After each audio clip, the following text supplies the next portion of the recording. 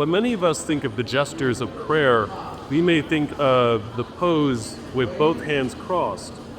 But the artifacts behind me from the Ataruthi exhibit from the 500s and 600s AD, found in modern-day Syria, depict different gestures of prayer on the sacred vessels used for the holy sacrifice of the Mass or the Divine Liturgy or the Holy Communion service, if you will.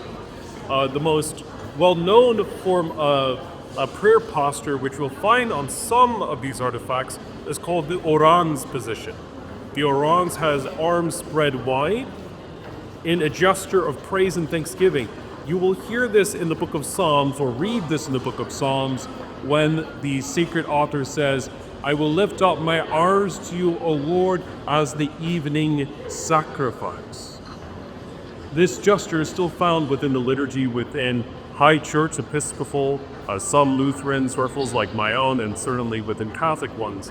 But it's a reminder of the continuity which we had in our Eucharistic banquets, that these vessels behind me that were used for the offering of the gifts of God or the people of God are still with us in some modified form in our weekly celebrations of the Eucharist and many of our liturgical traditions. May this be a reminder to us of the power and the presence that we can find in embodied physical forms of prayer. After all, we believe as Christians that the Word became flesh and dwelt among us. And if I might say so, in the sacrament, we might say the Word became flesh and in the present tense dwells among us.